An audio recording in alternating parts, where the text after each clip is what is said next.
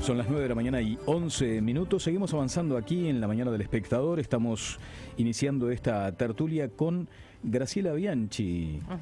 Diputada, buen día, ¿cómo le va? Buenos días, ¿qué tal? ¿Café intravenoso hoy? Por favor, no intravenoso, pero una tacita aunque sea.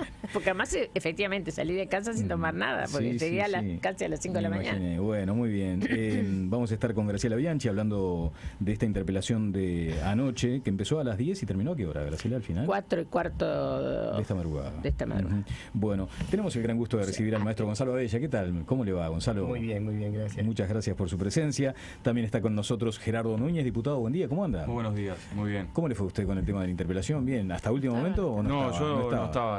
Había pedido licencia ya hacía unos cuantos días. Bien. Teníamos otras actividades y estuvimos fuera ayer del recinto. Bueno, y con Miguel Mansi. ¿Cómo anda, Miguel? Lesionado. Ligamentos. Por eso no estuvo el otro día en Barranquilla, me decía. Por eso no pude. Nos extrañó todo. No, ni en el banco. Bueno, muy bien. Qué partido este, Las interpelaciones como instrumento. Hay una primera consideración que me parece que es compartible por todos. Da gusto en un sistema democrático este nivel de intercambio de información, más allá de algunas calificaciones que surgen siempre en el fragor de la disputa. Por suerte. Pero hay mucha información. Imagínense que empezó a las 10 de la mañana esta instancia y culminó a las 4 de la madrugada.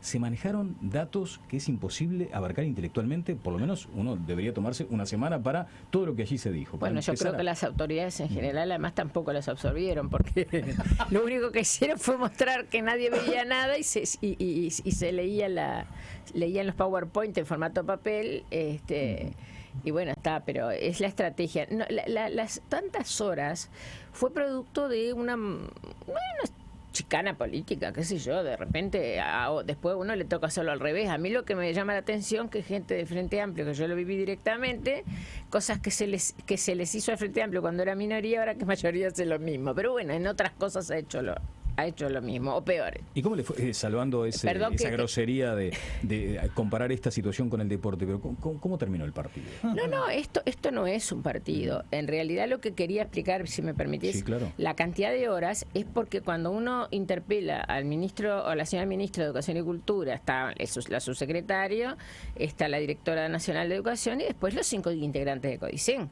Porque de acuerdo al ordenamiento constitucional, acá el ente autónomo, aunque lo disimula mucho, el ente autónomo es ANEP. Entonces, cada uno de ellos empezaron a leer cosas que no tenían nada que ver con lo que yo planteé las primeras 3 horas y media, y llegamos a la noche para ver si nos cansábamos. Y yo después recogí el guante de cada una de las cosas que se dijeron, pero no eran cosas sustanciales ni sustantivas ni que tuvieran nada que ver con lo que yo había planteado. Pero bueno, está. ¿Pero sigue siendo válido el instrumento? Por supuesto, porque, a ver, ¿qué es lo que pasa? Un partido, una coalición, yo qué sé, creo que sigue siendo una coalición, no sé lo que es, que tiene mayoría absoluta, nos cierra cada vez más los caminos de, digamos, posibilidades. Por ejemplo, a mí me hubiera gustado hacer un llamado a sala en régimen de comisión general. Pero como los constitucionalistas uruguayos fueron muy inteligentes, para que las minorías estuvieran más protegidas, aunque parezcan extraño, contradictorio, mejor dicho, para hacer una interpelación o para votar una interpelación se necesitan menos votos. Entonces el Frente Amplio sistemáticamente no vota régimen de comisión general, que hubiera sido lo adecuado. Cada uno pase propuestas, y porque yo en ningún momento tuve ni siquiera la intención de pedir la renuncia. ¿Qué voy a pedir la renuncia del soldado de Vázquez?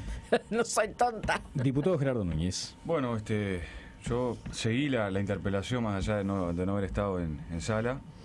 Creo que hay una situación que se dispara en función de la pregunta que vos hacías, Daniel, que creo que hay que buscar la vuelta a que, bueno, estas interpelaciones que tanto duran, que son tan largas, que generan un desgaste terrible, bueno, tengan un resultado que justamente busque corregir aquellas cosas que se pretendan corregir.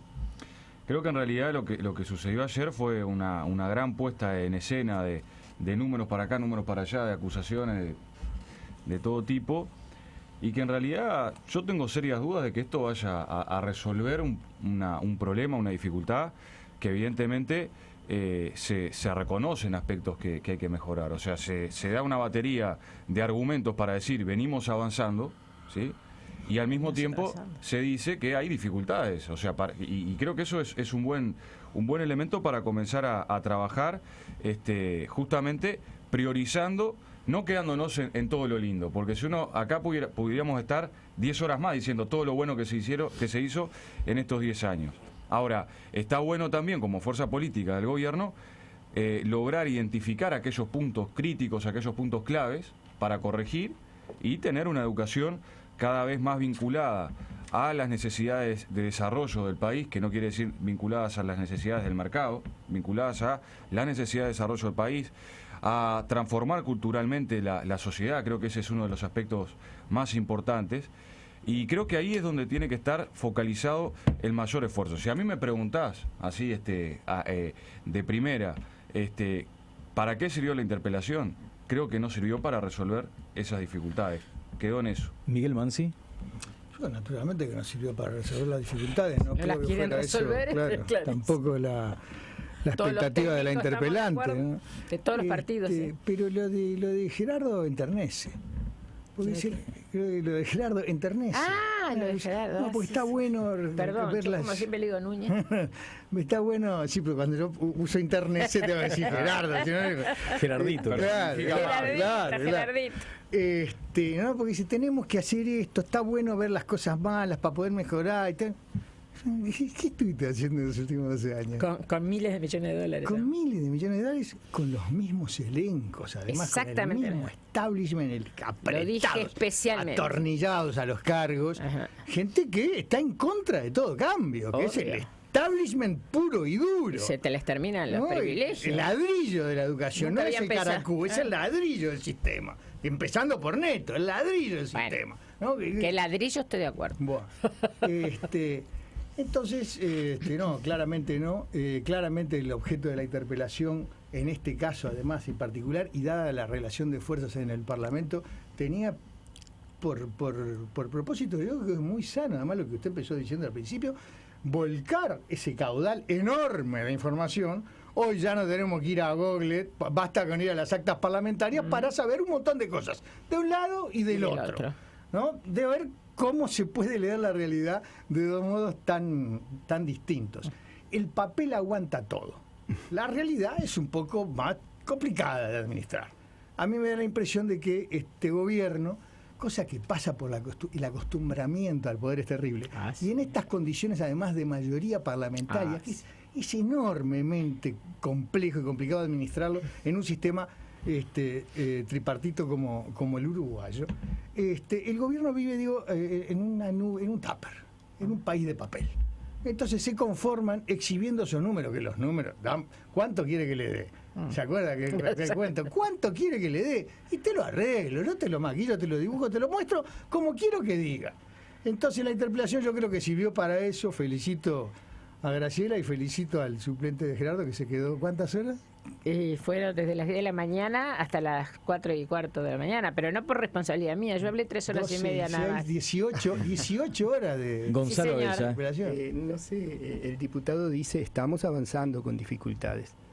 Una coterránea tuya en el barrio López, que no tiene la preparación del diputado, me decía una cosa interesante. Me decía, tengo 4 años de escuela rural y leo muchísimo mejor que mi nieto que está en segundo de liceo. Exacto. Entonces, bueno, si eso es avanzar, el concepto de avanzar es muy dialéctico. De todos modos, yo creo que cuando hablamos de educación, nos falta a veces un pequeñito marco teórico que habría que establecer. La educación es la actividad más antigua no productiva de la especie humana. Esas groserías que se dicen sobre la prostitución. La comunidad, para sobrevivir, aún en la época de las comunidades primitivas, necesitaba transferir a las nuevas generaciones conocimientos, destrezas y sentimientos de pertenencia, mitos y leyendas, inserción en el trabajo productivo. Después la educación rompe esta función social cuando surge la sociedad dividida en clases sociales.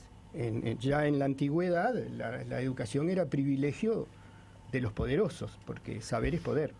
Y eso se mantiene así prácticamente hasta el siglo XIX, donde la revolución industrial exige que los trabajadores no rompan las máquinas, sepan leer una nómina, y surge un concepto de educación popular. Ahí la masonería como partido mundial de la burguesía tuvo un papel muy positivo, en el sentido de que los campesinos no importaba, pero los trabajadores de ciudad en Liverpool, en Manchester, tenían que saber leer.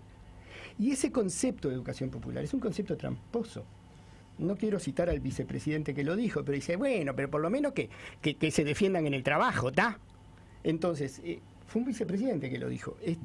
En realidad, ese concepto elitista de la educación, que hace que los posgrados caros sigan siendo la perfección, y para el pueblo simplemente las tablets, hace que el verdadero concepto de educación popular, que tendría que ser formar ciudadanos críticos, donde el humanismo es muy importante, es decir, se ha dejado de lado, y en ese tupper no. De todos modos, vos fijate, por ejemplo, es el tema de la ceibalita. La ceibalita no es ni buena ni mala en sí mismo, es una herramienta. Exacto. Un motor de auto puede estar en una ambulancia o en el auto de los chorros. Uh-huh. Y de todos modos, cuando vos ves a un niño pobre, pegadito el domingo con mucho frío a la puerta de su escuela, buscando en internet, ese preadolescente, uno se pregunta, ¿qué está buscando? El maestro no sabe, el papá no sabe, el satélite sí. Es decir, el sistema educativo también en manos de este gobierno neoliberal ha sido una herramienta perversa para someternos a los grandes decisores internacionales. Los dueños de las transnacionales, los que nos envenenan el agua, los que nos envenenan la tierra, también se encargan de controlarnos. Bien, ¿por algunas alusiones, Gerardo? Sí, yo creo que cuando discutimos sobre educación, tal vez lo encorsetamos solamente a la educación institucional y perdemos de vista de repente la educación que tenemos que brindarnos entre todos y fundamentalmente también en los espacios familiares. Yo con el ejemplo que ponía Bella relacionado a la lectura, mi abuela casi que tampoco había terminado la escuela y sin embargo me generaba un hábito de leer, ¿no? Y continuamente la corrección, ¿no? Ese tipo de cosas ¿qué es lo que estoy diciendo? Nos tenemos que involucrar todos mucho más en los problemas educativos.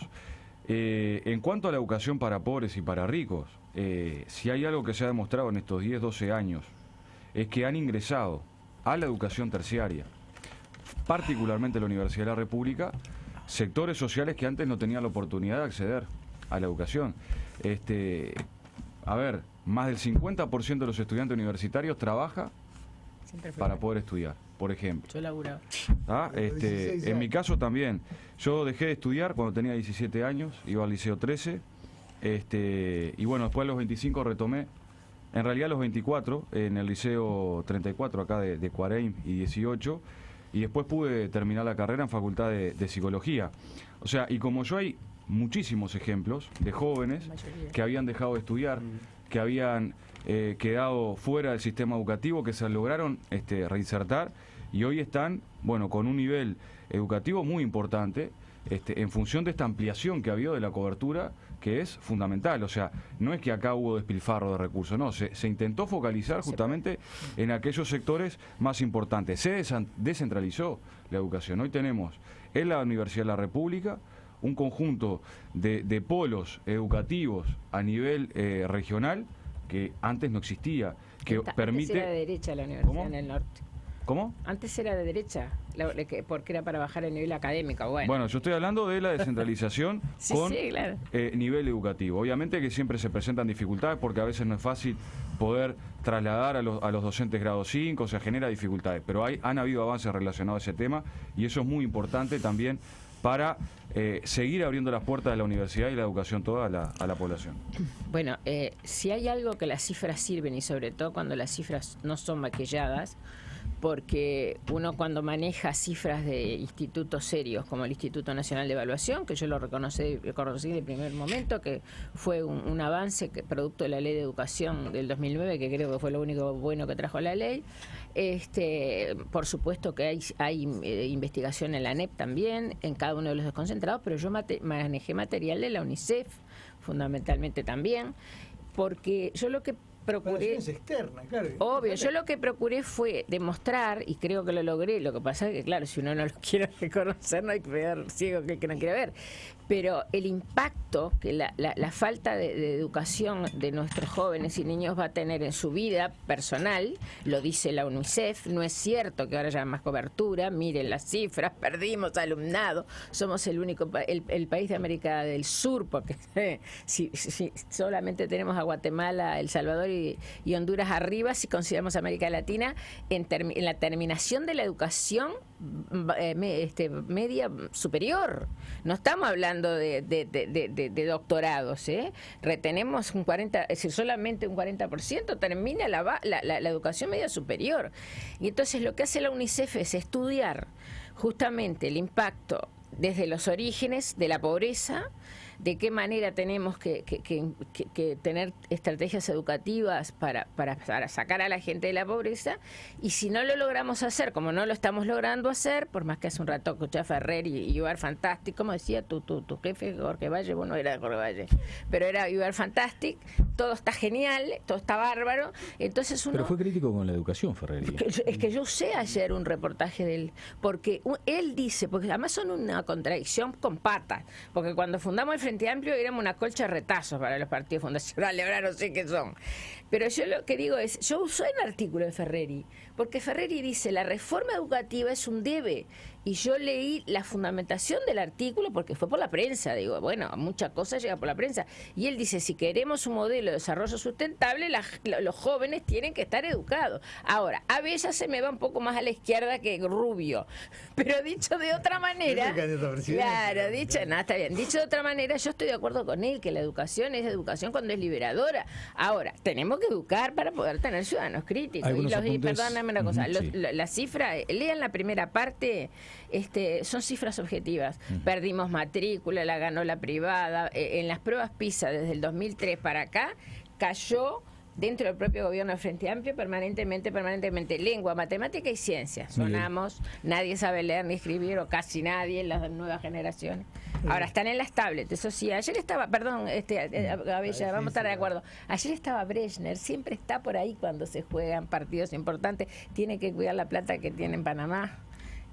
Porque tiene offshore el señor, no sé cómo hace con un sueldo de funcionario público. Bueno, ahora va a pagar más, según me dijo Ferrer, y ahora por tener offshore va a pagar más. Pero si yo estoy en la Comisión Delegada del Activo, yo sé cómo es eso. A ver, voy a tratar de volver ahí al tema de la interpelación, que me parece importante, porque si ponemos a la educación no hay cómo, ¿no? Efectivamente el tema es inabarcable en el espacio que tenemos ahora, porque es demasiado amplio. A veces venía bárbaro hasta que arrancó con la conspiración internacional. Terminó con la conspiración internacional. Bueno, pero yo quiero señalar un par de cosas de la interpelación. Naturalmente no la escuché toda, no la seguí toda, pero leí algunos apuntes en los diarios. Y una cosa que me sorprendió brutalmente fue que, no sé si se fue enfatizado en sala, que Muñoz reveló finalmente en qué consistía el cambio de ADN de la educación. Bueno. Y dijo ayer que consistía, que era una reforma de escala bareliana, y consistía en darle acceso a todos los jóvenes a la enseñanza secundaria. A ver, Tabaré Vázquez hizo campaña con el cambio de ADN de la educación. No tenía idea de lo que estaba diciendo. Nadie tenía idea hasta ayer. Entonces, lo de ayer fue un hallazgo de un publicista que le sopló a María Julia Muñoz, ministra de Educación y Cultura, mira, decía esto que va a ser fantástico, es para titulares. Es una enorme patraña, es una mentira, es un recurso publicitario. Y eso para mí es descalificante. ¿Sabe qué fue? Que me enojó muchísimo. Porque no podés tener 2 años a la ciudadanía diciéndole te voy a cambiar el ADN de la educación sin decir de qué iba, de qué se trataba. Y ayer resulta que a alguien se le prendió la lamparita y le dijo, mira, decí esto, que este es el famoso cambio de ADN de la educación, que ni siquiera es cierto. Pero el nivel de patraña, el nivel de falsedad, me parece irritante. Porque estás hablando no de frente a la diputada Graciela Bianchi, estás hablando de frente a la ciudadanía. Ahí están las actas, ahí queda. entonces me parece que eso descalifica en buena medida la posición de la ministra y del gobierno. No sé si vamos a dar otra vueltita de educación. Probablemente no, pero chivito, sí, a ver, entonces, claro. voy a aprovechar un chivo. Una ideita más que me parece bien linda. En Washington, D.C., en el mall, donde están todos los memorial de los presidentes, está el memorial de Franklin Delano Roosevelt, que pasa muy desapercibido, porque no es un monumento espectacular que se divisa a la distancia, precedido por una gran avenida, sino que es una sucesión, son 4 estaciones al costado del lago que representan las 4 presidencias de Roosevelt. En todas ellas hay esculturas, piedras, agua corriendo y frases célebres de este buen hombre. Hay una que no me puedo olvidar, que dice: un país es tan rico como el más pobre de sus ciudadanos. Yo creo que esto se puede trasladar a la educación. Un país es tan ilustrado como el más ignorante de sus ciudadanos. Y este país está lleno de ignorantes. Y cada día más, con mayores dificultades de lectoescritura. No te digo de la teoría cuántica, te digo de lectoescritura. ¿El chivito y termino? Sí, claro. Hablando de esto de educación, me llegó, probablemente todos ustedes ya estén enterados, la invitación de buenos amigos, de Filgueira, de Operti y de Gili, y yo lo quiero transmitir acá. Y por eso no está ni Filgueira ni Miren en el gobierno. Bueno, era lo que iba a traer el ADN, los volaron. Han lanzado una iniciativa que se llama EDUI, Educación Uruguay 21, supongo que alude al siglo XXI, Cambio Educativo y Educación para el Cambio. La invitación la firman Filgueira, Operti y Gili. Y arrancan con esto, hace su presentación pública el miércoles 19, hora 19, en la casona de Maguán, Juan Carlos Gómez, 15:30, entre Cerrito y Piedras. Creo que vale la pena acompañar esta iniciativa de gente muy respetable, muy dedicada y muy comprometida con el tema de educación. Gracias. Muy bien, voy con Abella a cerrar este primer tramo de comentarios. Una cuestión, en todo caso, vinculada más a lo instrumental de la sesión y que molestó a la bancada oficialista en algún momento, es que esa bancada fue la que sostuvo la interpelación con el número. Bueno, mira, yo la verdad que yo siempre digo lo mismo, me creerán o no me creerán. Yo no soy blanca, me encanta el Partido Nacional, cada vez soy más blanca. No tendría que estar allí. Momentito, déjame terminar. Yo cada vez soy más... No estaría mal, ¿no? Que además de votar estuvieran sentados ahí. Cada vez soy más blanca, mira, te voy diciendo, porque cada vez que conozco otras cosas, cada vez soy más blanca.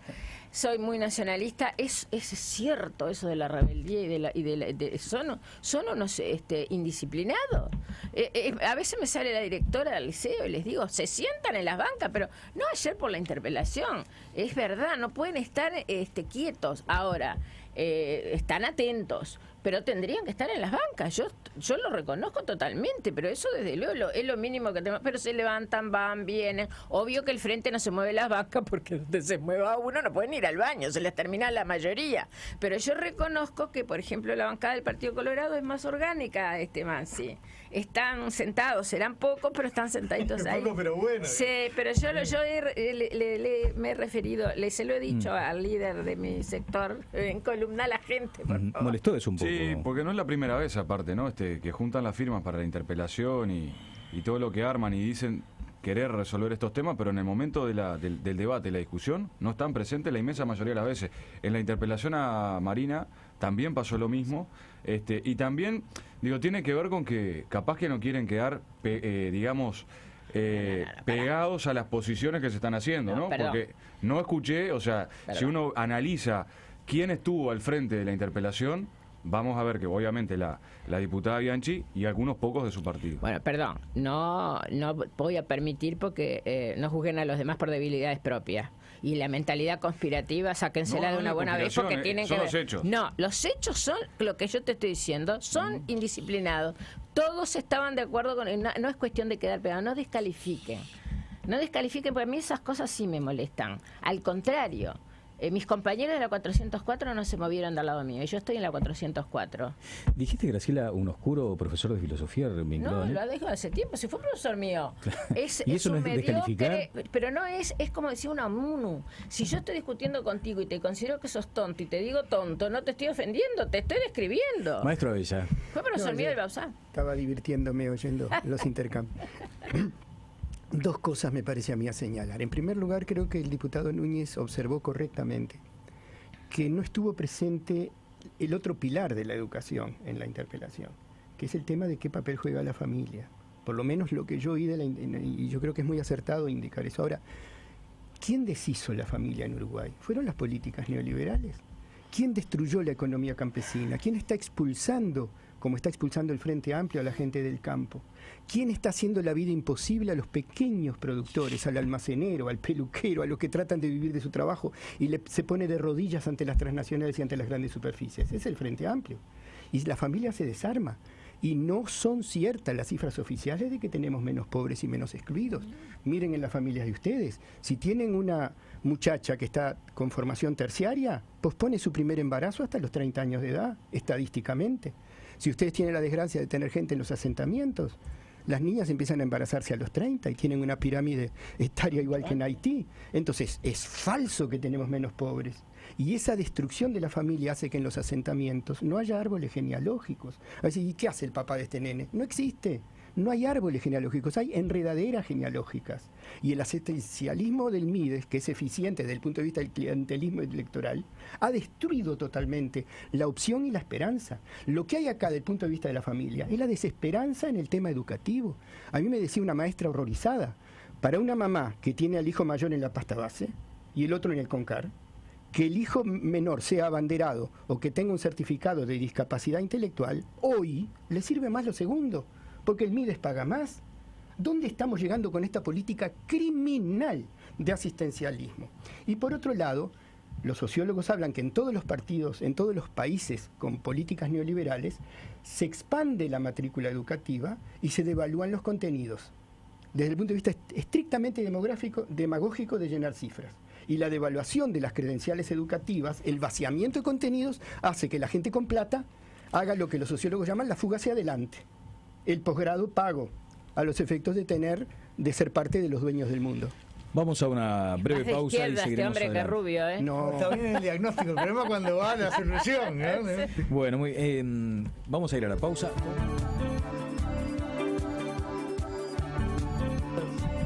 Se ponen, como siempre, muy lindas estos interregnos en la tertulia.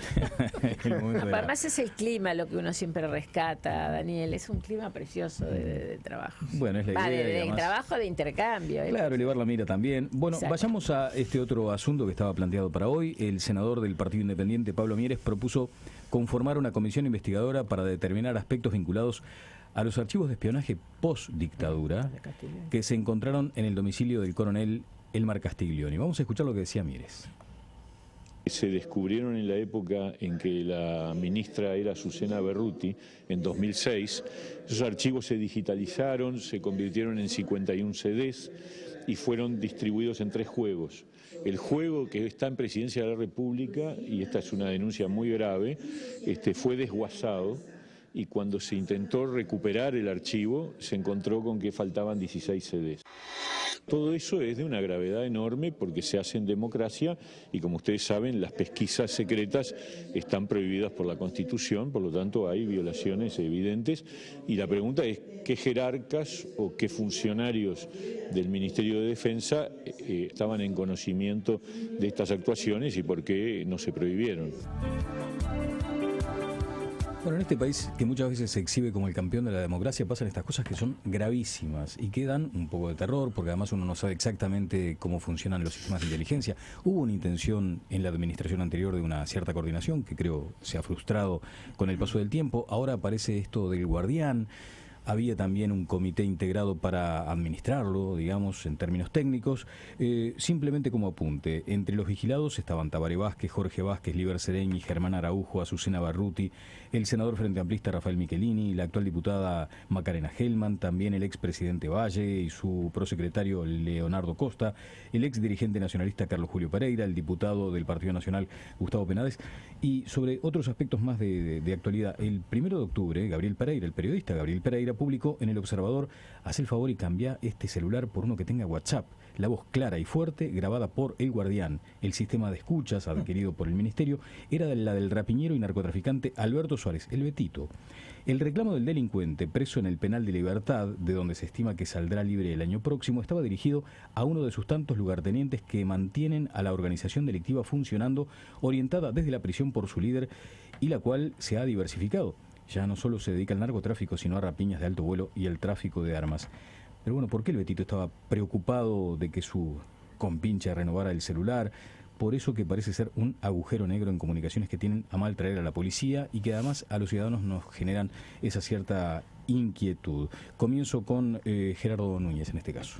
Bueno, creo que lo primero es compartir absolutamente lo planteado por el senador Mieres. De hecho, en la bancada de diputados del Frente Amplio fue analizada esta situación hace ya por lo menos un mes y medio desde que se tomó conocimiento público de no de la existencia del archivo Castiglioni, porque ya se sabía del año pasado, sino de los contenidos, donde además de las personalidades que tú mencionabas, están partidos políticos y sindicatos, ¿no? El Partido Comunista, el MLN, el Partido por la Victoria del Pueblo, la UNRWA, el Sindicato de Telecomunicaciones, lo cual establece... ¿La Popular no estaba?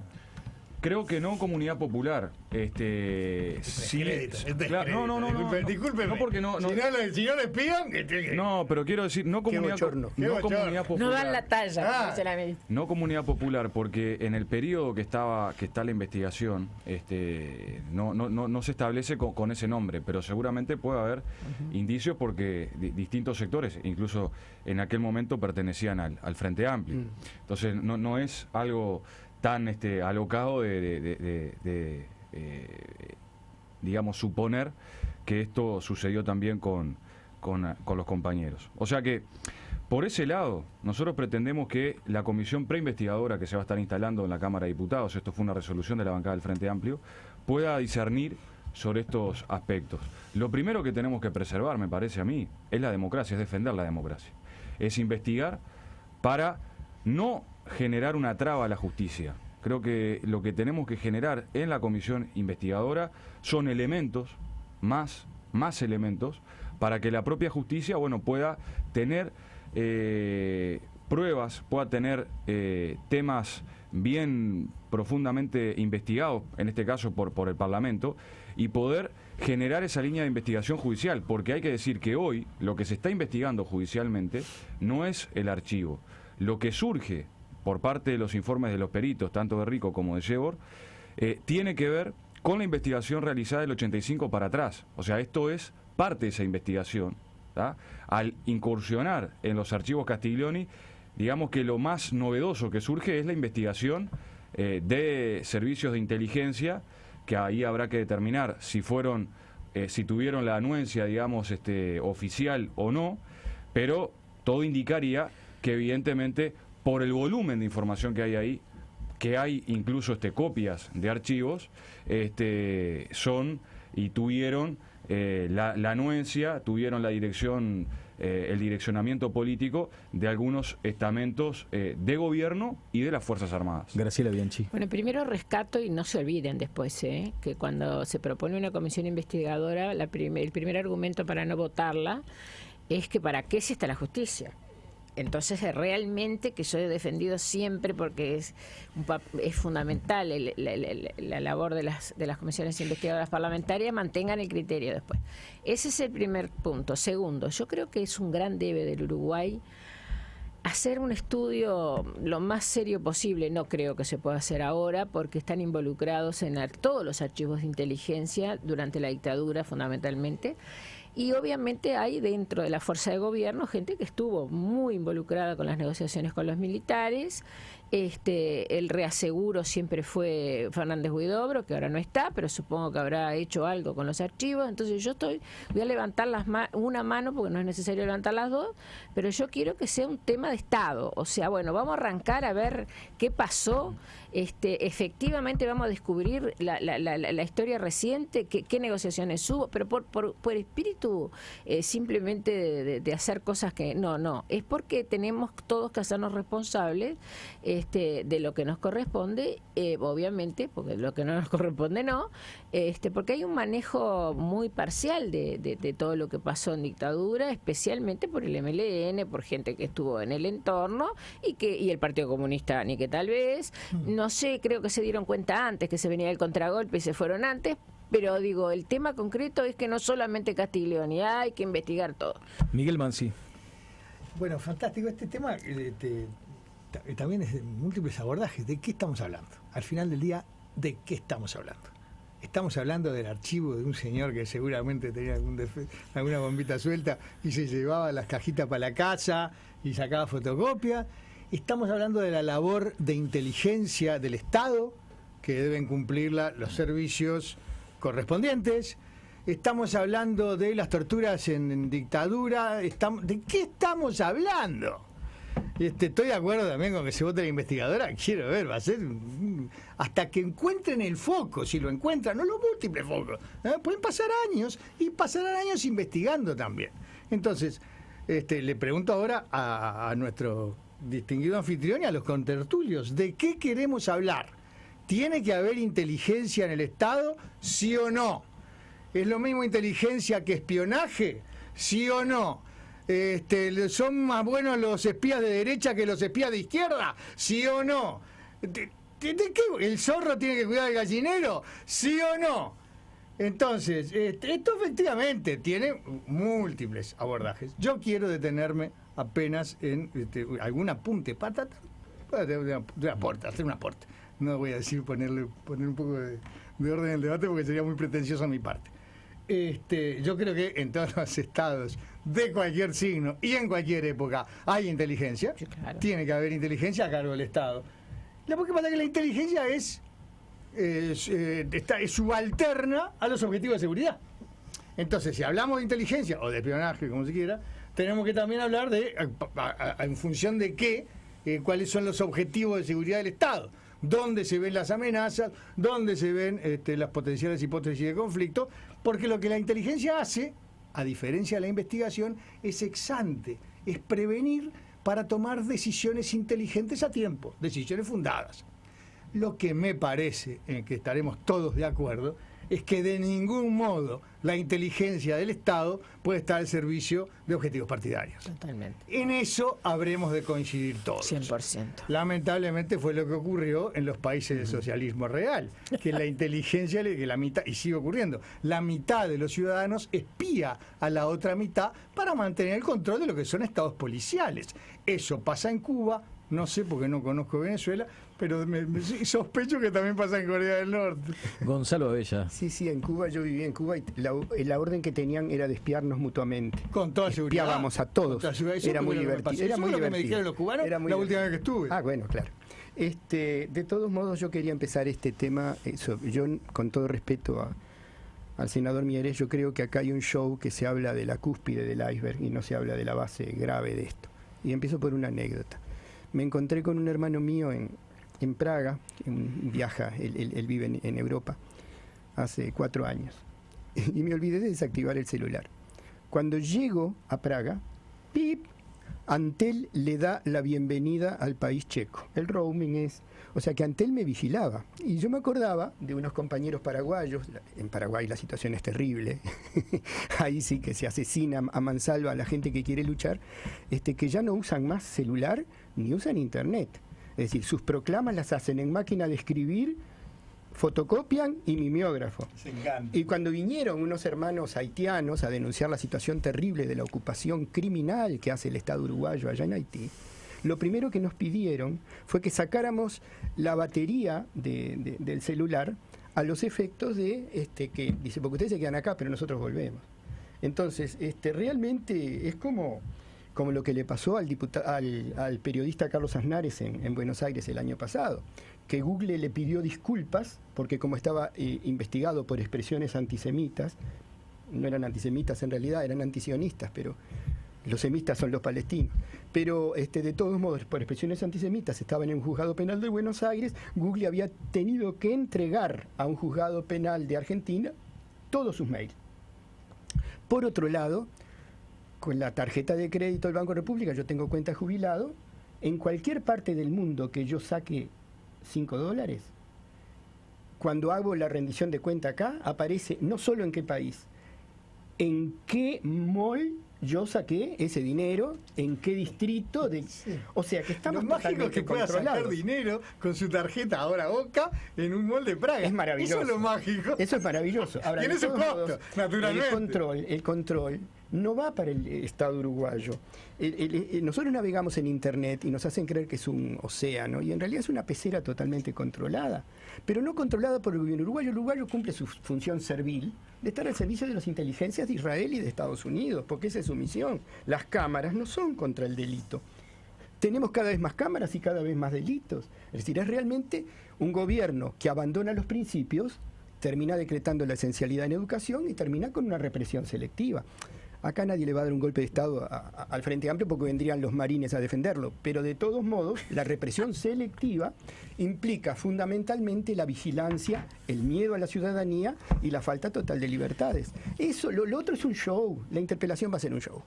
Bien, comentarios. Comisión investigadora. Creo que, a ver, Sí. lo primero es establecer que, en función de lo que decía la diputada Bianchi, no es que se utilice un argumento distinto a otros casos a investigar. Como yo decía, esta parte la justicia no la está investigando. O sea, la justicia está investigando en función de un caso, que es el de Miranda, y a raíz de esa investigación surgen estos nuevos aportes en los cuales la justicia no está actuando. Por eso es importante que el Parlamento pueda investigar, pueda llegar a conclusiones, y luego, tenidas esas conclusiones, bueno, veremos a ver qué pasos seguir. Es el papel de las comisiones investigadoras. Exacto. Siempre. Ahí se tendrá que evaluar cuál es el mejor camino. Siempre es ese Yo creo que papel. la mejor señal que tenemos que dar todos los actores políticos, más allá de los partidos que cada uno pertenezca, es defender la democracia. Es defender el derecho que cada uno de nosotros tenemos a movernos, a organizarnos, a luchar en función de las concepciones que cada uno tenga. Pero lo que no puede pasar es que servicios con recursos del Estado estén investigando actividades partidarias o actividades personales. ¿Por qué? Porque se supone que si lo están haciendo es porque eso representa un peligro supuesto para los investigadores. Entonces, ¿cuál es el peligro que representa el Partido Comunista, el MLN, el PDP? ¿Cuál era el peligro que representaban algunas de las personalidades que tú mencionabas, Daniel? O sea, estas son de las cosas que tenemos que comenzar a discutir. Estas son de las cosas que tenemos que comenzar a discernir, porque es parte esto de la impunidad. Es parte de cómo los servicios de inteligencia, en este caso vinculados a esferas militares y policiales, se movieron con profunda impunidad durante la dictadura, pero lo siguieron haciendo luego. Se siguieron sintiendo en la misma comodidad que antes. Sobre todo Esto pobre demuestra Fernández Huidobro, que está justamente muerto, que no me gusta hablar. estos elementos. O sea que creo que la reflexión que tenemos que colocar es la necesidad de que se pueda profundizar sobre esto, de que podamos tener un Estado más de derecho, más democrático, que proteja las libertades de todas las personas. Bien. Más de derecha, dijo que no estaba más de derecha. Yo lo escuché, hay testigos. Mirá que la Unidad Popular va a votar esto, ¿eh? Va a votar. Es decir, porque aunque es la punta del iceberg, igual es importante. Un apuntecito, ¿sí? Esto es bien importante lo que estamos hablando, porque supongo yo que más o menos compartimos que debe haber una inteligencia del Estado. Sí. El asunto, como dijo Núñez... ¿Me permitís una precisión? Sí, la inteligencia no es solo preventiva. Las covert actions. La inteligencia es además ¿cómo no? Acción muchas veces. Pero ¿cómo? Estos son... Y contrainformación. Son especialistas en esto. ¿Ah, sí? ¿Tienen las operaciones? Ah. Por favor, imagínate. Pero digo, ¿por qué estamos discutiendo esto con cierto sentido de alarma y cierto sentido de urgencia y cierto sentido de peligro? ¿Por qué?